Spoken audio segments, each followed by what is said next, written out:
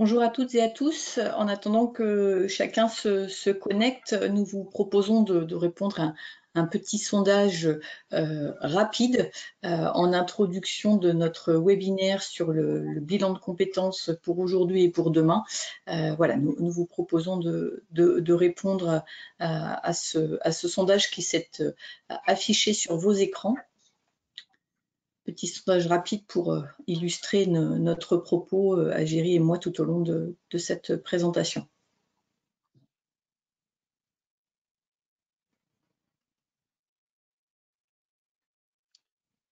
Bonjour à tous et à toutes.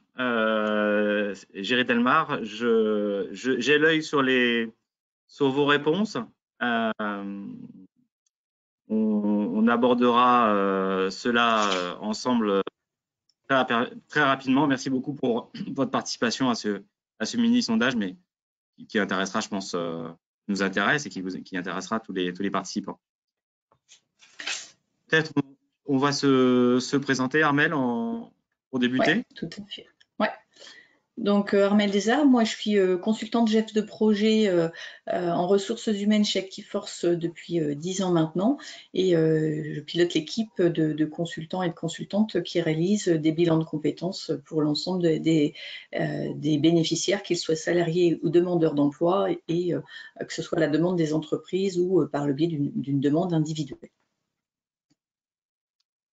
Et donc, Géry Delmar, moi je suis directeur de la performance RH et de la mobilité chez ActiveForce, et j'interviens au sein du département accompagnement des carrières et des transitions sur le volet bilan de compétences dans le cadre de mobilité interne au sein des entreprises, mais également sur les dispositifs d'accompagnement à la mobilité interne ou externe, que ceci soit des mobilités subies ou des mobilités volontaires. Alors, pour vous donner donc les premiers retours, on a eu un taux de participation au moment où je vous parle de 85%. Et la question, c'était de savoir si vous aviez fait appel au FNE pour financer les bilans de compétences, par exemple, entre autres, mais peut-être d'autres formations aussi, récemment. Et donc, c'est à 30% oui et à 70% non. Donc, il y a eu de la mobilisation du FNE, mais effectivement, par rapport donc aux 15 participants qui êtes présents, voilà, ça reste un recours au FNE assez limité pour le coup, malgré l'intérêt pour les salariés en chômage partiel. Armelle, peut-être deux mots sur le. C'est qu'effectivement, le FNE, c'est vos questions, enfin, la réponse à la question dépend aussi de vos organisations et en fonction de la situation de chômage ou non aussi de vos entreprises.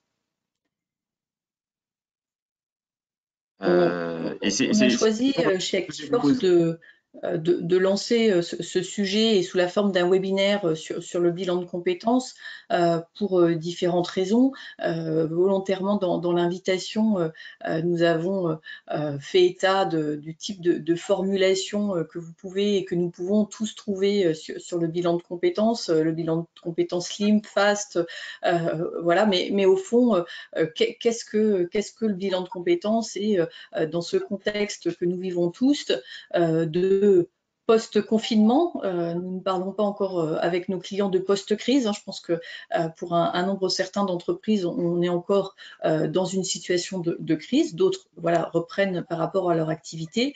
Néanmoins, les retours des salariés qui viennent à notre rencontre ou des entreprises, c'est de dire ce que nous venons de vivre, le contexte que nous partageons tous, c'est que cela a interrogé tous les professionnels.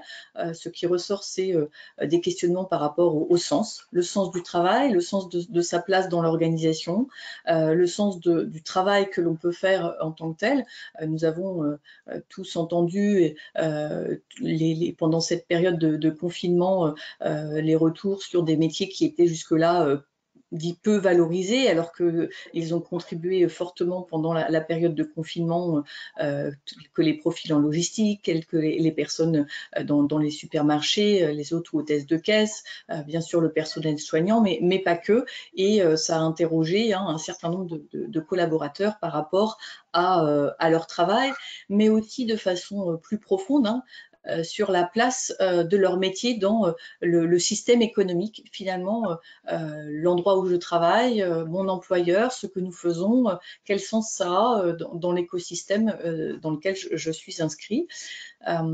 Cette période de confinement a aussi grandement bouleversé, alors avec Géry on verra effectivement ça a grandement bouleversé les entreprises, mais ça a bouleversé chacun individuellement dans ses modalités de travail, et finalement là où certaines personnes doivent prendre du temps par rapport au temps de trajet, ils se sont dit mais est-ce que j'ai pas une autre façon de travailler? Le télétravail a été mis en place dans des conditions très très rapides et pas dans un contexte d'organisation et avec des situations de garde d'enfants qui ne sont pas des situations de télétravail en tant que telles pour un certain nombre, mais pour autant ça a développé de nouvelles compétences, de nouveaux savoir-faire, et puis finalement cette nouvelle organisation de travail a impacté les collaborateurs, qu'ils aient été en télétravail ou sur site, finalement, puisque ceux qui étaient sur site, les équipes n'étaient pas constituées de la même manière, eh bien, ils ont développé de nouvelles compétences. On parle régulièrement du personnel médical qui, régulièrement dans l'organisation des centres hospitaliers, sont organisés par service. Là, les services se sont décloisonnés. Quelqu'un qui était peut-être en psychiatrie, du fait de la baisse d'activité, a dû apporter du renfort dans d'autres services. Ça, c'est ce que l'on entend, mais il y a aussi toutes les équipes, si on parle du secteur de la grande distribution, où le drive était rentré dans les pratiques, mais là, de fait, ça s'est d'autant plus accentué, et un certain nombre de collaborateurs qui voilà, étaient plutôt sur des postes de mise en rayon ou à la caisse, ont dû vivre, ont dû s'adapter sur de nouvelles situations de travail avec des outils informatiques, avec une relation client différente, puisque pas du tout ou beaucoup moins en face à face et très réglementé.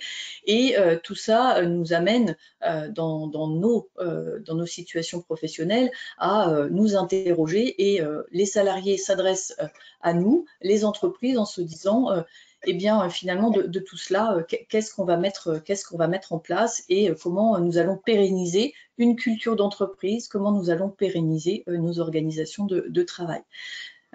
Géry, je pense que voilà, pour compléter les impacts sur les entreprises dans le cadre de nos contacts. Et c'est exactement ce qu'on a pu constater pendant la période de confinement, et puis pendant cette période que nous vivons là de déconfinement progressif, avec pour certaines entreprises soit le retour dans les bureaux, soit le maintien du télétravail, des fois jusqu'à la fin de l'année. Mais effectivement, donc pendant cette période particulière, le sujet du bilan de compétences est particulièrement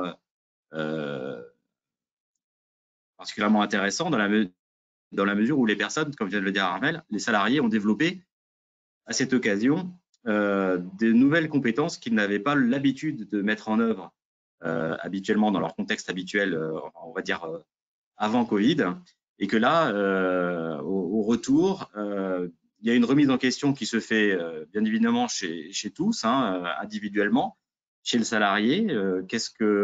Comment je reprends mon travail, de quelle manière je vais le reprendre, qu'est-ce que je vais faire demain, comment je me projette après avoir vécu cette expérience si particulière.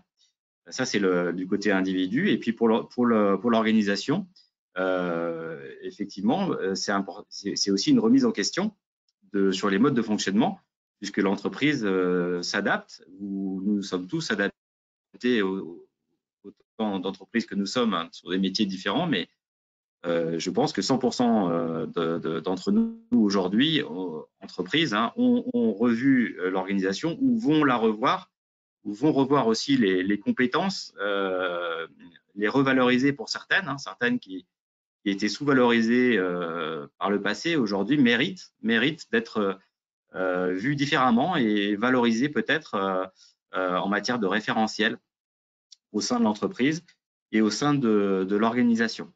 Donc, c'est tout l'intérêt du bilan de compétences, de pouvoir capitaliser sur celle-ci de pouvoir les identifier pour en faire des ressources pilotes pour l'avenir.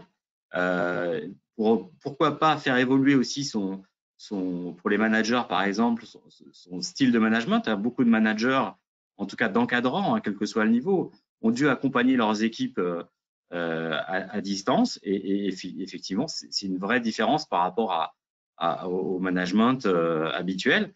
Et donc, c'est de nouvelles compétences qu'il faut savoir aussi valoriser, répertorier, formuler et être en mesure pour le salarié aussi de l'exprimer de manière claire.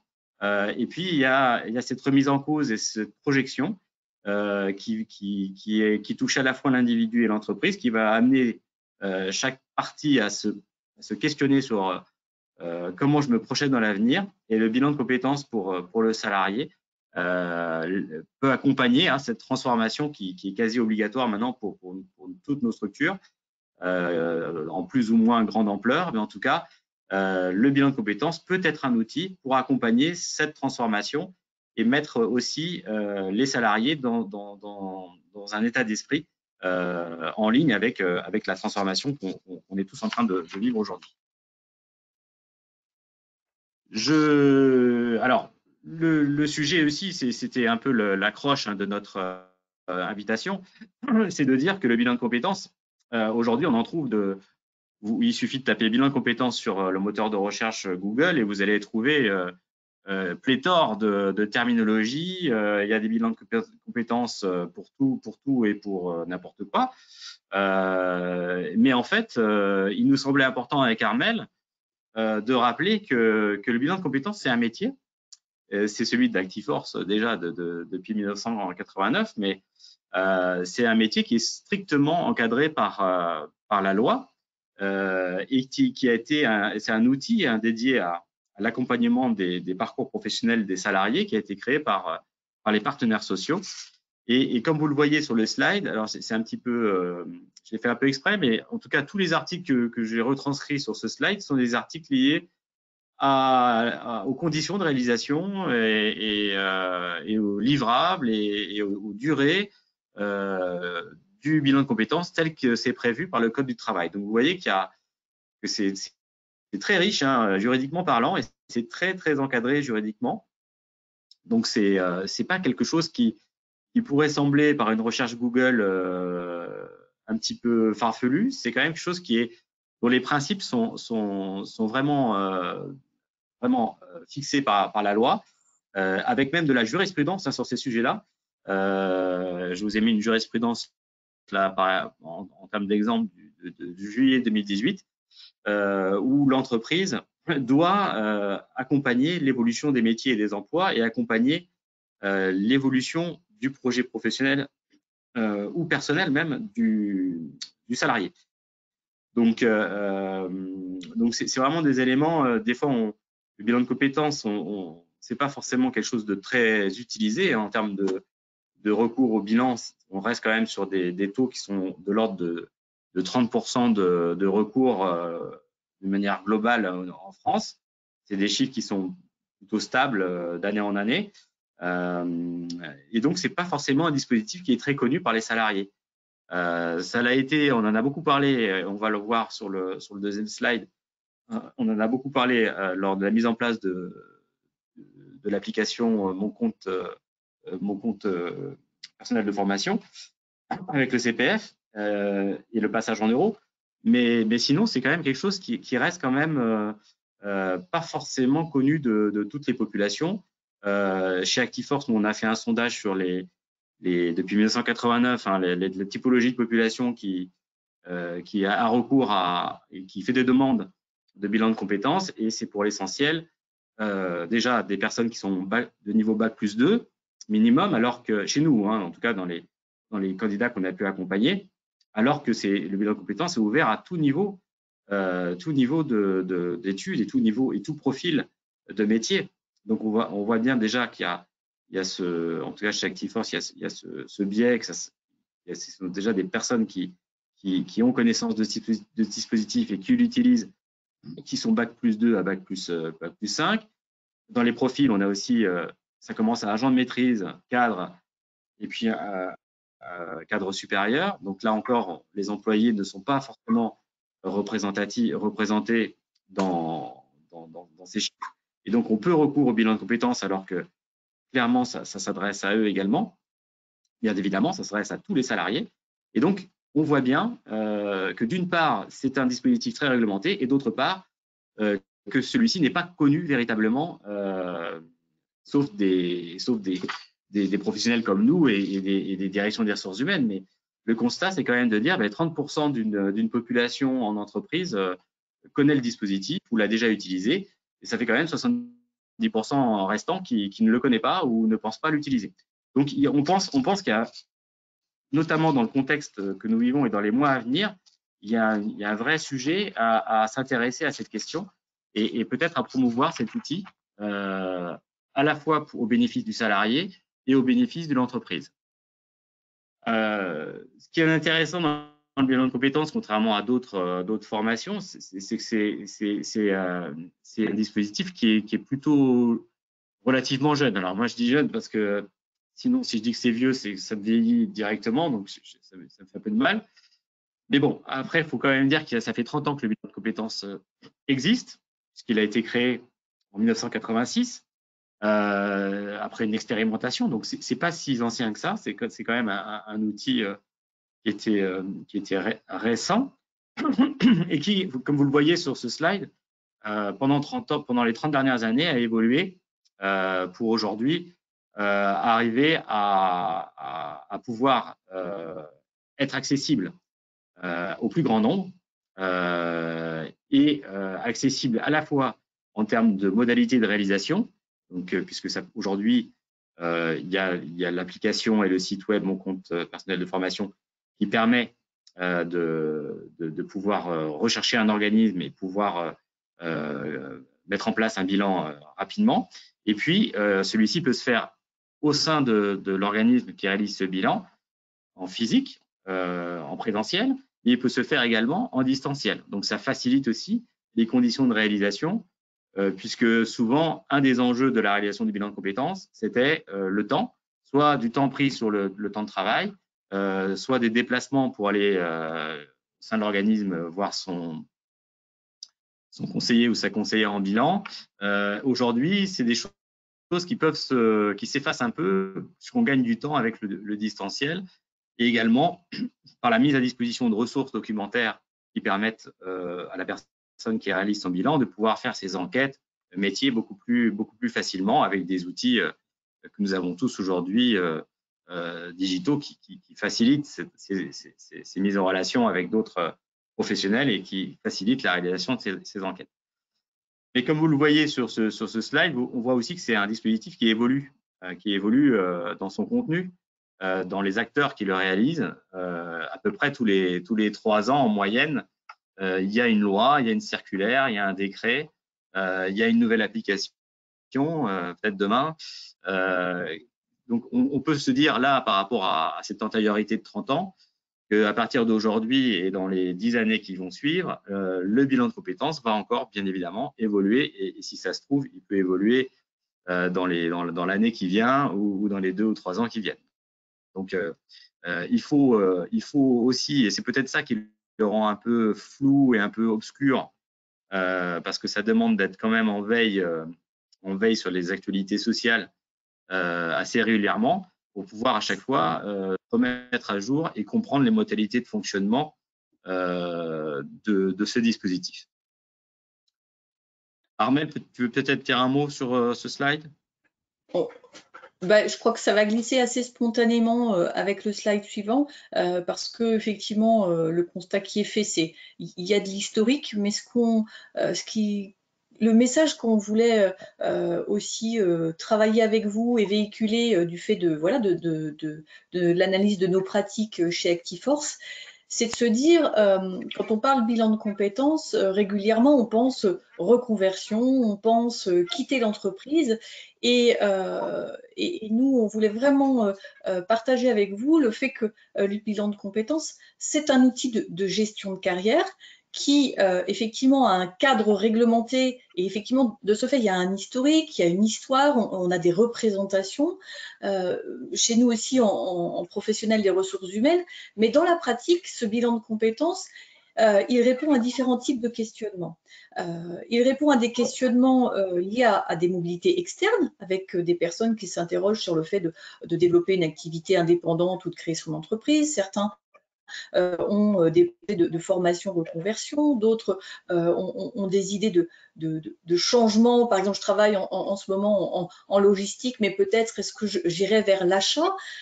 Finalement, ces questionnements-là peuvent être travaillés dans le cadre de la mobilité externe comme de la mobilité interne. Et ça, c'est important pour accompagner les collaborateurs dans les entreprises aujourd'hui qui bougeaient déjà, mais qui sont dans un contexte aussi forcé, où à la fois il y a la logique de l'entreprise qui va devoir faire des choix, qui va devoir organiser, réorganiser, et puis il y a le collaborateur qui lui aussi peut avoir fait émerger des envies. Et bien finalement, le bilan, il est au service de la mobilité externe comme de la mobilité interne. Et ça, c'était un message important que nous souhaitions voilà, se redire à cette étape, et que pour ce faire, il y a des bilans de compétences qui sont structurés, organisés, avec des intitulés qui ont été validés dans le cadre de cahiers des charges respectant un certain nombre de qualités, notamment dans le cadre du Datadoc, concernant les organismes de formation, et qui vont pouvoir être finançables et ça on va y revenir dans le cadre du plan de développement des compétences, mais aussi à l'initiative du salarié dans le cadre du CPF. Et il y a eu beaucoup de communication sur ce sujet, notamment avec le lancement de la fameuse plateforme, mais dans la pratique, on va vous illustrer les choses tout à l'heure, c'est quand même un exercice complexe pour un salarié qui ne navigue pas dans les sujets RH. Donc, sur les bilans de compétences réglementés, vous trouvez 6 types de bilans de compétences. Il y a un bilan de compétences modulaires, le fameux BM, le bilan de compétences modulaires dédié pour réfléchir sur une mobilité externe, le bilan de compétences projet de création de reprise d'entreprise, le bilan de compétences modulaires liées à la validation d'un projet de formation, les intitulés parlent d'eux-mêmes, et puis il y a le fameux bilan de compétences validation du projet, où là, finalement, en quelques heures, puisque les bilans de compétences modulaires sont sur 12 heures de travail, cela peut vous en tant qu'entreprise et pour le salarié, permettre d'explorer un projet, je vous parlais tout à l'heure de la logistique à l'achat, finalement, quels sont les liens, quels sont les ponts, y a-t-il besoin d'une formation, est-ce que c'est dans le cadre d'une mobilité externe ou bien dans le cadre d'une mobilité interne, j'étais au test hôte ou au test de caisse, est-ce que maintenant si je vais plutôt sur une activité des gestionnaires sur du drive, est-ce que ça me correspond? Peut-être que 24 heures ne sont pas nécessaires. En revanche, 12 heures vont me permettre d'explorer les motivations, d'identifier les compétences attendues et puis d'identifier aussi le parcours d'accompagnement nécessaire. Quand nous travaillons sur le parcours d'accompagnement, nous pouvons passer formation, mais nous ne pensons pas strictement formation en salle. Nous pensons aussi comment communiquer pour le salarié auprès de son employeur sur, ben voilà, peut-être ce serait bien que je travaille pendant 2 jours avec quelqu'un qui a déjà l'expérience sur le sujet, ou bien être formé une demi-journée sur le logiciel de gestion des stocks, par exemple. Voilà, les bilans modulaires permettent de répondre à des questionnements de personnes qui ont des idées peut-être un peu plus avancées par rapport à leur projet. Et puis, nous avons 2 types de bilans sur 24 heures. Le bilan de compétences identifié sur 24 heures qui nécessite, qui est utilisé lorsque la personne, son projet est moins précis, où il y a un besoin de réflexion et d'introspection un petit peu plus important. Donc, nous avons ce bilan de compétences qui peut être aussi utilisé dans le cadre de situations de santé. On parle de cette période de crise, mais la situation de santé des personnes rentre clairement en ligne de compte sur j'ai une maladie, une affection longue durée, je suis exposée au public, est-ce que je reste dans cette fonction-là ou est-ce que j'évolue sur d'autres? Le bilan de compétences 24 heures peut permettre d'aller explorer de nouvelles situations, de nouveaux projets professionnels en lien avec des contraintes liées à la santé notamment. Et puis, nous proposons chez ActiveForce un bilan de compétences que nous avons intitulé Premium, qui va s'adresser à des personnes qui sont sur des fonctions plus transverses, qui les amènent à être sur des fonctions qui mobilisent largement les compétences de communication. Cela peut être un poste de manager, mais aussi un poste de chef de projet. On a de nombreuses fonctions sur lesquelles nous sommes sollicités sur ce type d'accompagnement, qui permet, à la différence du bilan de compétences un peu plus classique, d'aller utiliser des outils qui vont explorer les compétences managériales, des tests de personnalité, plus sur le système de communication. Donc par rapport à ActiveForce, notre engagement, c'est d'être dans le respect du cahier des charges à la fois par rapport à la loi que vous a présenté Géry tout à l'heure, à la fois en veille très, très importante sur l'évolution en termes de jurisprudence, et dans le cadre qui est celui d'aujourd'hui, la question de l'employabilité et de par nos contacts avec nos clients, une question capitale. Et puis c'est de se dire, ben voilà, les bilans, nous, ça nous intéresse en tant qu'entreprise d'en faire la promotion, mais finalement, comment on va pouvoir les articuler dans notre pratique au quotidien, où les temps aujourd'hui sont restreints. Beaucoup d'entreprises, la priorité, c'est déjà de stabiliser la reprise du travail. Et chez ActiveForce, nous proposons des bilans de compétences modulaires. Avant la crise, ce sujet, quand je dis modulaire, modulable, pardon, accessible via une plateforme en ligne dont vous avez les copies d'écran ici. C'est un sujet qui se lançait un petit peu timidement parce que beaucoup de salariés qui demandaient à bénéficier de bilan de compétences ou demandeurs d'emploi se disaient bah oui, mais ce qui est important, c'est de pouvoir faire du face-à-face et puis de voir le consultant. De notre côté aussi, dans notre éthique de travail, il était important de privilégier ce temps humain. On parle beaucoup de la dématérialisation de nos activités, mais finalement, qu'est-ce qui donne du sens? On dit l'introduction de l'intelligence artificielle des robots, oui, mais la matière grise de la rencontre est très importante. Donc, nous avons en équipe travaillé sur un outil qui est opérationnel et que nous pouvons mobiliser, que nous avons déjà commencé à mobiliser, puisque finalement, le confinement voilà, nous a engagés dans ce changement encore plus fortement.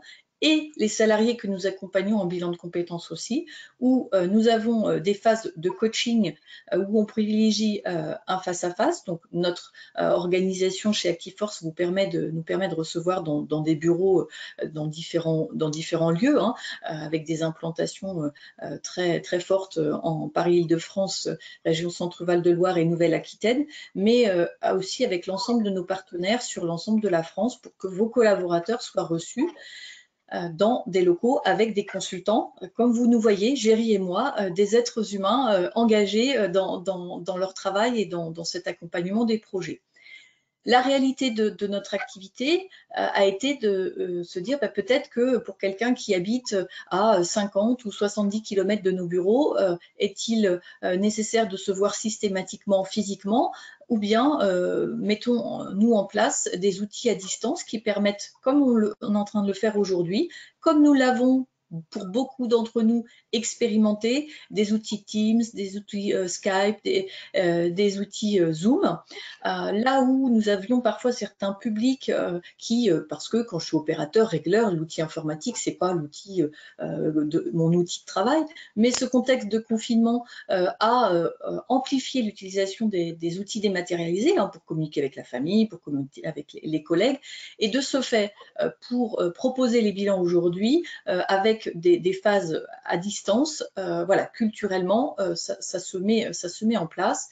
Et nos consultants sont dans une logique apprenante, c'est-à-dire que lorsque des salariés ou des demandeurs d'emploi sont moins à l'aise, eh bien, on prend ce temps aussi pédagogique de s'approprier les outils pour pouvoir échanger sur les questionnements, l'analyse, les pistes de travail, mais aussi pour pouvoir utiliser les outils à distance que nous mettons à disposition des personnes en bilan de compétences. Elles peuvent télécharger de chez elles via un un accès sécurisé, les fiches outils, les fiches applications, les repères méthodologiques, les tests sécurisés en ligne de différentes natures sur les tests de personnalité, les tests d'intérêt professionnel. Voilà, chez ActiveForce, les outils mis à disposition dans le cadre des différents bilans qui s'adaptent aujourd'hui aux nouvelles modalités de travail et en même temps en respectant les personnes qui seraient moins à l'aise sur ces outils, voilà, de pouvoir répondre à ces besoins. Alors, si vous avez des demandes, comment procéder? Géry, je te propose de faire le commentaire sur cette étape. D'accord, Armelle. Donc, si vous avez des demandes, comment procéder? Donc là, vous avez devant vos yeux donc un schéma où on a essayé d'être le plus simple possible, même si on peut rentrer dans le détail par la suite parce qu'il y a quand même du détail, mais c'est relativement simple. Il y a deux options. Soit le bilan de compétences est fait à la demande et à l'initiative du salarié. Donc, dans ce cas de figure-là, le salarié devra mobiliser soit son CPF, soit donc son CPF en fonction du montant en euros qu'il aura de disponible pour financer son bilan. Armelle vient de vous présenter les deux typologies majeures de bilan réglementé, que sont le bilan modulaire de 12 heures et le bilan classique de 24 heures. Donc, en fonction du montant qu'il aura sur son CPF, il pourra financer par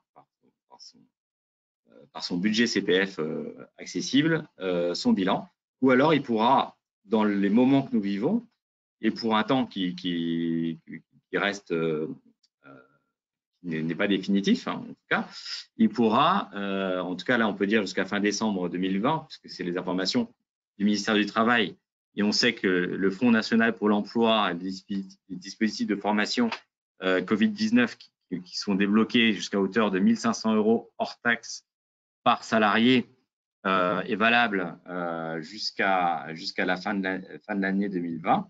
Il peut venir vers son RH ou son employeur pour lui demander que l'employeur puisse faire appel à ce financement via la convention directe qui est accessible sur le site de la Directe. Il y a un modèle de convention qu'il faut compléter, renvoyer à la Directe et la Directe valide tout ce qui est en dessous de 1 500 €, c'est validé automatiquement actuellement. L'autre possibilité de demande, ça peut être fait à l'initiative de l'employeur dans le cadre de la mobilisation de deux dispositifs. Bon, d'abord, le dispositif classique du plan de développement des compétences. Donc, son plan de formation annuel peut être mis à contribution pour financer des bilans de compétences parce que l'employeur pense qu'il est opportun pour ses collaborateurs de pouvoir justement prendre un temps de réflexion pour identifier les compétences, mettre en avant leurs atouts, leur permettre de s'interroger sur ce qu'ils souhaitent faire par la suite au sein de l'entreprise ou à l'extérieur de l'entreprise. Ça, c'est le plan de développement des compétences qui peut être mobilisé, ou alors le CPF peut être abondé par l'employeur. Et ça, c'est un sujet d'actualité puisque le gouvernement, hier, il y a eu des réunions donc, sur lesquelles il y a des dispositifs qui ont vocation à limiter le nombre de licenciements, proposent justement que les salariés qui seraient en chômage partiel en longue durée puissent mobiliser leur CPF et faire des formations. Le bilan de compétences rentre dans ces dispositifs. Et là, l'employeur, par accord d'entreprise, s'engage à abonder le montant du CPF de chacun des salariés d'un certain montant, de manière à ce qu'il puisse pouvoir se financer sa formation ou son bilan de compétences. Et enfin, peut-être Armelle, tu peux dire deux mots sur le dernier dispositif.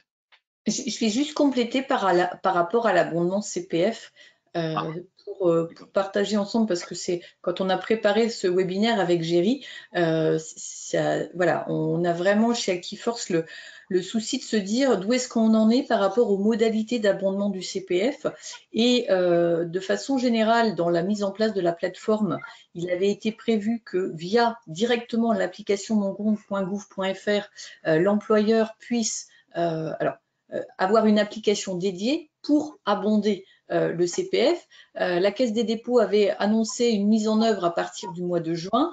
Nous sommes le 25 juin. Nous vous confirmons, puisque nous avons une demande pas plus tard que la semaine dernière, donc on s'est vraiment recreusé, reposé toutes les questions, mis en lien avec la Caisse des dépôts. À ce jour, l'application n'est pas opérationnelle pour que vous puissiez abonder de façon systématique, parce que dans le cadre des universités de début d'année en lien avec les responsables ressources humaines, il y avait un certain nombre de questions qui avaient été soulevées en disant mais est-ce que c'est un abondement pour compléter? Est-ce que par exemple quelqu'un qui n'aurait pas 1800 € pour faire un bilan, est-ce que comment je peux compléter? Aujourd'hui, techniquement, on demande encore aux salariés d'avancer cette somme sur ses propres fonds, puis avec les justificatifs de se faire rembourser auprès de son employeur. Il n'y a pas encore une application qui vous permette, vous, d'apporter les financements. Il n'y a pas aussi la possibilité dans le cadre d'un accord avec son salarié pour un bilan qui coûte 1800, de se dire, bah, écoute, voilà, je te propose d'en prendre la moitié en charge et que l'autre partie, tu la prennes en charge dans le cadre de ton CPF. Aujourd'hui, l'application ne permet pas de mettre en place ce cofinancement, ce n'est pas de l'abondement, mais du cofinancement. Donc, nous nous tenons largement en veille par rapport à ce sujet. Voilà, je voulais juste compléter sur cette partie abondement, parce que c'est vrai qu'avec Géry, quand on a préparé, on a vraiment redécortiqué de se dire mais comment on fait, qu'est-ce qui peut être proposé, encore une fois dans l'intérêt du salarié comme de l'employeur, quelles sont les modalités de financement qui peuvent être mobilisées, puisque le traditionnel FONGECIF, ben voilà, on n'y accède plus pour ceux qui sont du secteur privé.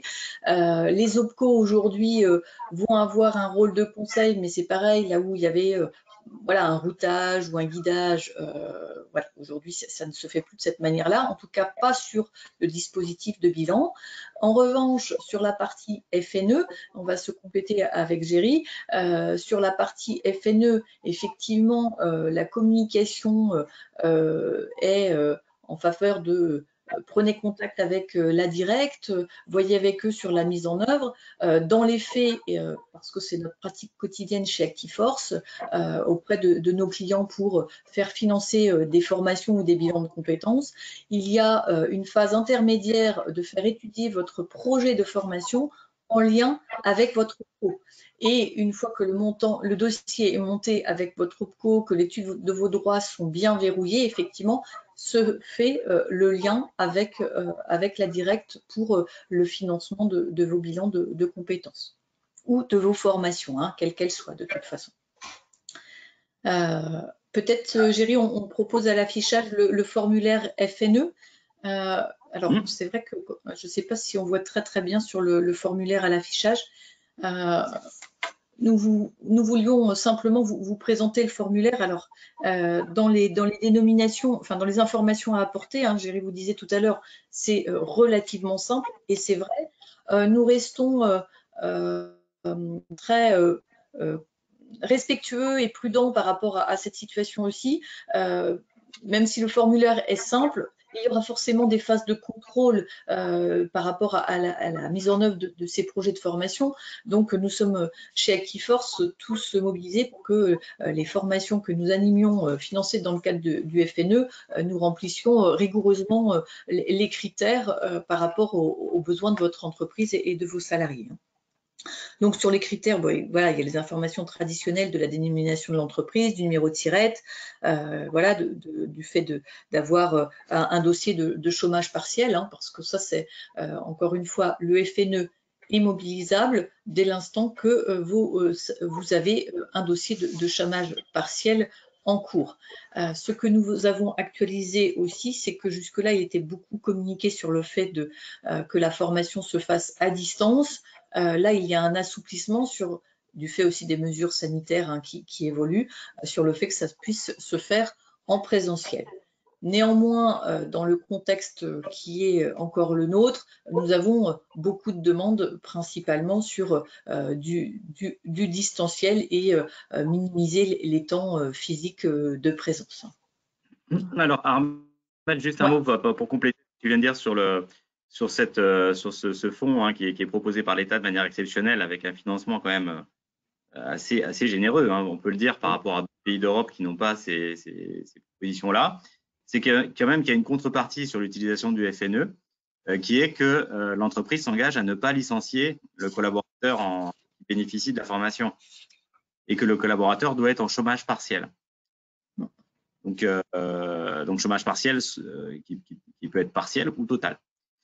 Mais c'est important de revenir sur le fait de l'interdiction de licencier derrière, parce que au fur et à mesure des dispositifs qui vont être annoncés, d'autres dispositifs n'ont pas ceux à venir là qui ont été décidés hier n'ont pas cette obligation-là. Mais en tout cas, à l'heure actuelle, au sein de la FNE, la mobilisation du fonds pour financer un bilan de compétences ou une formation, dans la limite de 1 500 € sur une validation automatique par la directe, il y a un engagement quand même qui est fait sur le fait qu'il ne faut pas avoir l'intention ou prévoir de se séparer du collaborateur ou de la collaboratrice dans les mois qui viennent.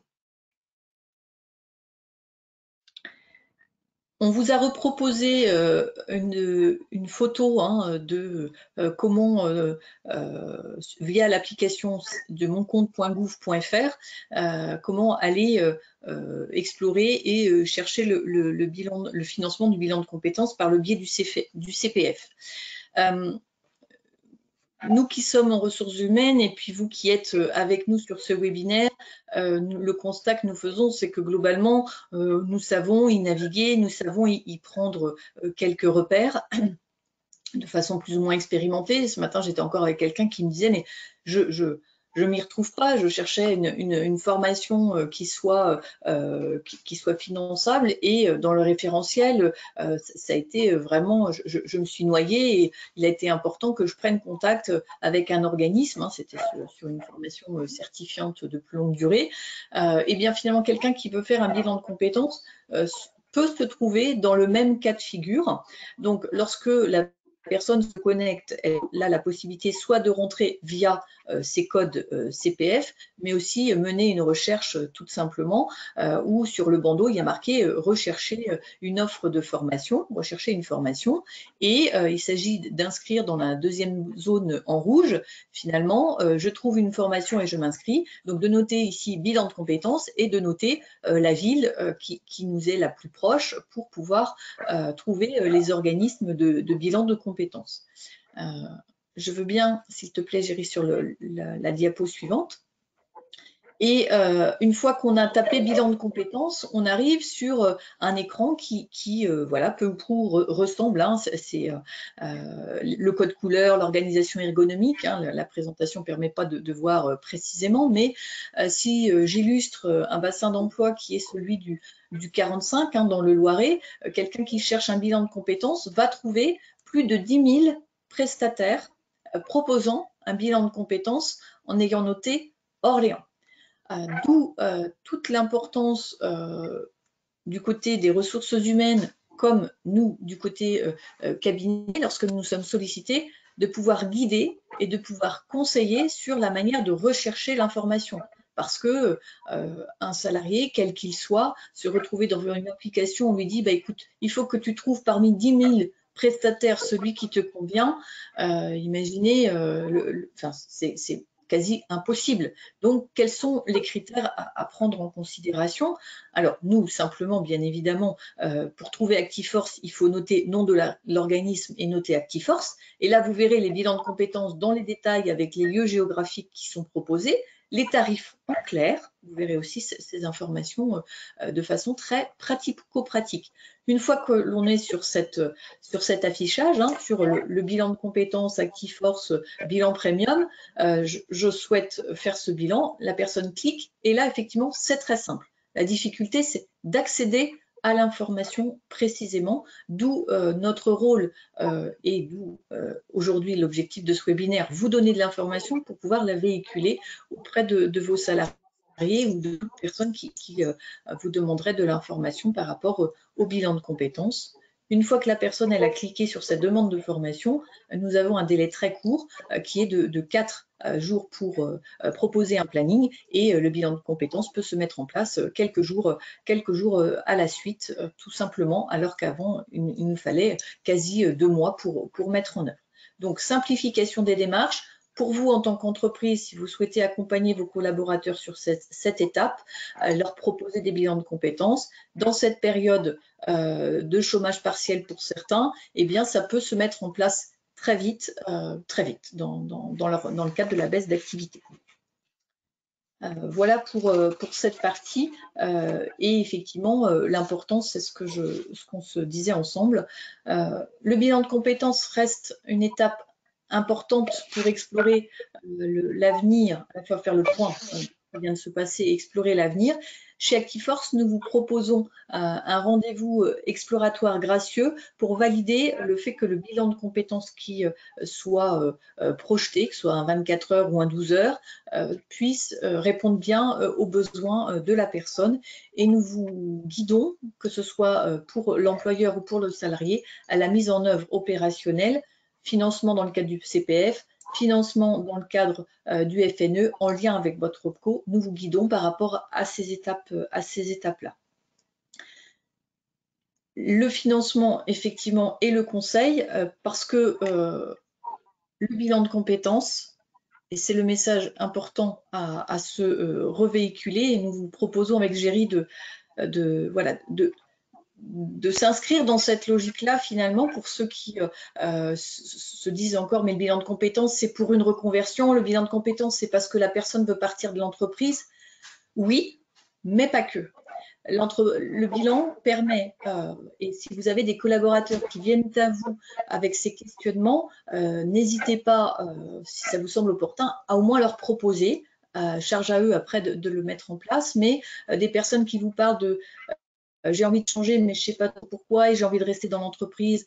Finalement, comment je peux les guider sur mieux se positionner dans le poste actuel, parce qu'il peut y avoir de la lassitude, mais c'est aussi parce que la personne a besoin de faire le point par rapport à quel est son positionnement en tant que manager dans cette nouvelle organisation. Cela peut vous permettre aussi d'avoir un outil pour anticiper une mobilité interne. Vous savez que de fait, il y a un service qui fabrique du chocolat à destination des restaurateurs. Vu le contexte de confinement et les difficultés économiques de ces secteurs d'activité, eh bien, les personnes vont devoir basculer sur d'autres lignes de production, sur d'autres logiques de fonctionnement.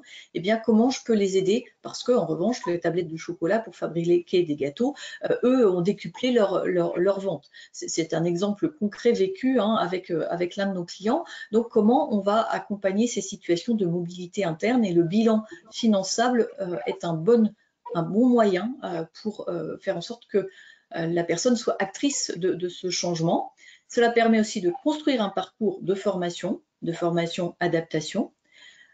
Nous avons aussi des personnes des salariés qui viennent à nous, mais en lien avec leur employeur, dire ben voilà, j'ai envie de partir, j'ai ce projet-là, mais je voudrais sécuriser. Je suis en cours d'une négociation de rupture conventionnelle, mais je voudrais verrouiller un accompagnement. Eh bien, nous pouvons vous pouvez proposer à vos collaborateurs un bilan qui leur permette de travailler sur une mobilité externe choisie. Nous sommes aussi sollicités par des entreprises comme par des salariés en disant je sens qu'il va falloir que j'anticipe un changement, que mon emploi va être supprimé, je ne me vois pas d'avenir dans l'entreprise actuellement, comment je peux faire et qu'est-ce que je peux faire demain? Donc, comment on peut accompagner les personnes vers cette mobilité externe qui peut être imminente ou dans les mois qui viennent. C'est aussi un levier, un moyen pour vous en tant qu'employeur et à destination des salariés. Et puis, nous avons fait le constat dans le cadre de nos analyses de la pratique d'une d'une demande liée aux différentes thématiques qui ont été émergées ces dernières années, que ce soit le référent handicap, que ce soit le référent QVT, que ce soit le référent diversité. Nous avions déjà des demandes de la part des élus du personnel qui finalement, qui peut-être étaient travaillés dans le secteur bancaire sur la saisie de contrats dans la gestion de patrimoine, et puis finalement, ils ont petit à petit pris des fonctions d'élus et ont été détachés quasi à temps complet. Et puis le mandat se termine et puis leur poste leur est réservé, comme il est prévu dans ce cadre-là. Mais finalement, les compétences qu'ils ont développées ne correspondent pas au poste qu'ils occupent actuellement. Alors comment le salarié peut-il se projeter dans une activité professionnelle, et comment vous, en tant qu'employeur, vous pouvez aussi les accompagner sur voilà, comment je me projette, et que vous ayez de l'information sur des types de postes à leur proposer. Voilà pour illustrer notre retour d'expérience par rapport à ces sujets, et qui correspond aussi à une dynamique que j'arrive à vous proposer finalement, où dans nos vies professionnelles, voilà, comment on peut vivre les choses par le biais de cette situation de changement. Alors effectivement, là, vous avez sous les yeux le schéma Ikigai, alors que certains d'entre vous peut-être connaissent déjà. C'est vrai que c'est un outil qu'on utilisait. Maintenant, je vais parler aussi un peu au passé, mais parfait.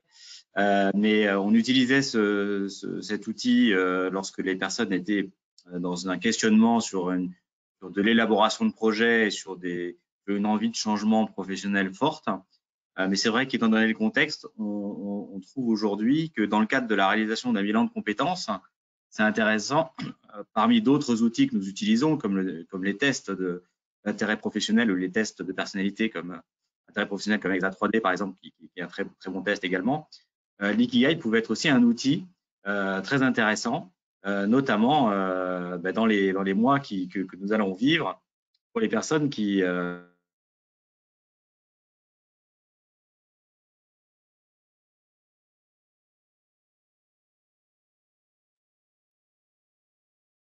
Géry, ton micro s'est figé. Ah, on n'entend plus Géry. Tu nous fais un petit signe quand ça revient, je vais continuer d'illustrer le propos. Effectivement, dans les périodes que nous allons vivre, ce qui s'est exprimé un petit peu spontanément dans les articles que nous avons lus, finalement, repose sur voilà, ces fondamentaux. C'est comment j'interroge ce que j'ai envie de faire, comment j'ai envie de le faire. Ça y est, Géry, tu es revenu avec nous, tu peux reprendre le fil. Pardon, j'ai été coupé. Mais en tout cas, l'Ikigai, ça couvre 4 aspects. Vous les avez devant vous. C'est 4 questions qui peuvent aider pour justement trouver de la satisfaction et être dans une sorte d'harmonie personnelle et professionnelle. Donc les 4 questions, c'est qu'est-ce que j'aime réellement, qu'est-ce que autour de moi, quel est le besoin,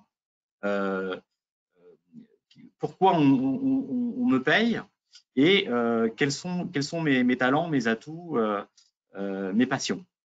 Et ça, ces 4 éléments font un tout.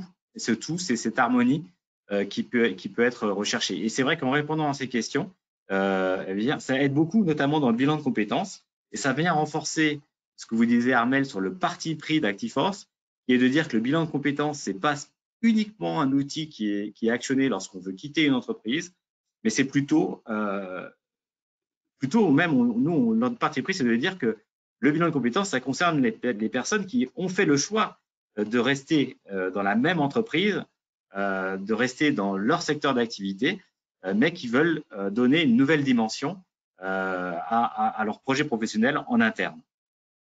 Et donc, on pense aussi que cet outil qu'on va proposer quasiment systématiquement désormais, l'Ikigai, va être tout à fait adapté à ce qui est en train d'être vécu par les entreprises aujourd'hui, qui est appelée la nouvelle normalité. Et cette nouvelle normalité fait que les choses reviennent à la normale, mais différemment. En tout cas, ça revient à la normale, mais en prenant en compte ce qui a été vécu.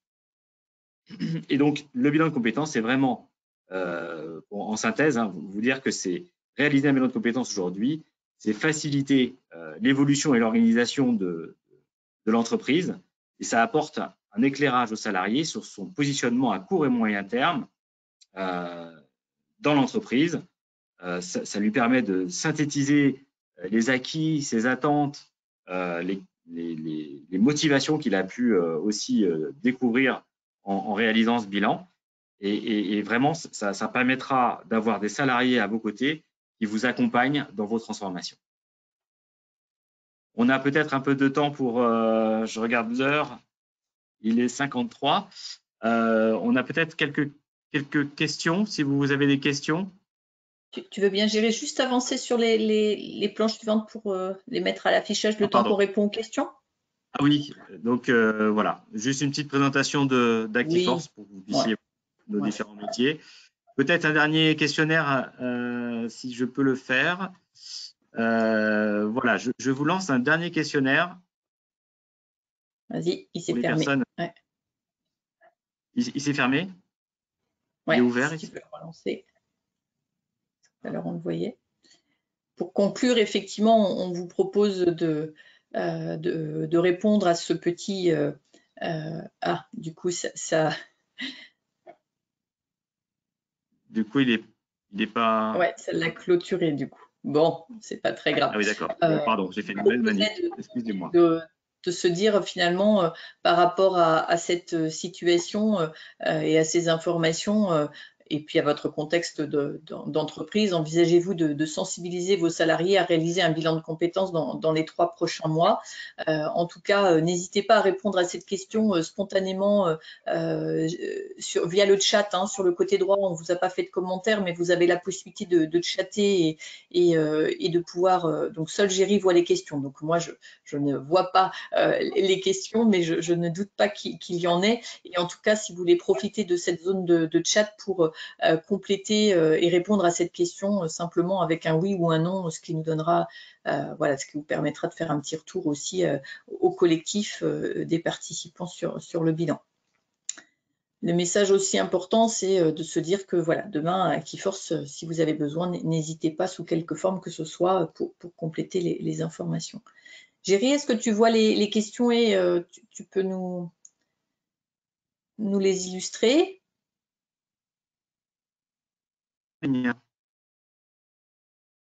Armel, est-ce que vous m'entendez? Oui, là, ça y est, on t'entend. Tout à l'heure, on ne t'entendait plus. Pardon, il y avait une question. Ah, on ne t'entend pas, Géry. C'est est-ce que le bilan modulaire peut être pris en charge dans le cadre du CPF? La réponse est oui. Oui, le bilan de compétences modulaires peut être pris en charge dans le cadre du CPF via la plateforme. Les personnes, via leur compte, voient le détail du contenu, le détail du montant et peuvent effectivement solliciter une demande via l'application. En général, ce que nous préconisons, c'est que les personnes nous contactent avant de cliquer sur la demande directement. N'hésitez pas et dites conseillez vos salariés, n'hésitez pas à ce qu'ils nous appellent pour qu'on puisse avoir un échange à minima téléphonique, physique pour ceux qui le souhaitent, encore une fois pour bien valider le cahier des charges de la demande et que le bilan modulaire qui est visé réponde bien aux besoins.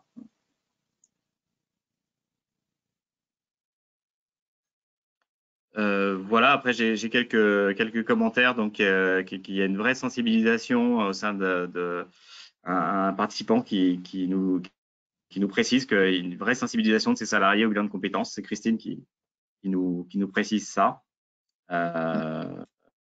Et c'est également repris aussi par d'autres participants. Donc c'est quelque chose effectivement en ce moment. Il y a une véritable communication et transfert d'informations sur les modalités et l'intérêt de réaliser un bilan de compétences.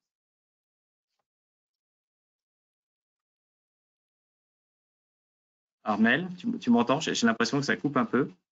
Non, on t'entend bien. On ne te voit plus, mais on t'entend bien. Vous ne me voyez plus. est-ce qu'il y a d'autres questions, d'autres commentaires qu'on peut partager avec le collectif? Non, mais tout simplement quand même remercier tous les participants d'avoir assisté à notre webinaire. On est ravis avec Armelle d'avoir pu vous parler du bilan de compétences et de vous partager avec vous la vision que ActiveForce pouvait en avoir aujourd'hui en tant que professionnel des ressources humaines. Et puis vous souhaitez à tous et à toutes la meilleure reprise possible actuellement. Pour tous les participants, bien sûr, moi je m'associe à Algérie sur ce message. Une bonne reprise pour voilà, le bien-être effectivement du travail pour le collaborateur dans un collectif de travail où on sait que la cohésion d'équipe est aussi un moment important. Nous allons vous faire parvenir le replay de notre présentation si vous aviez besoin, voilà, pour compléter vos informations. Et puis s'il y avait besoin de compléter avec le support en pièces détachées, notamment pour communiquer auprès de vos homologues au sein d'un groupe ou bien auprès des salariés, n'hésitez pas à revenir vers nous. Merci. Merci à tous.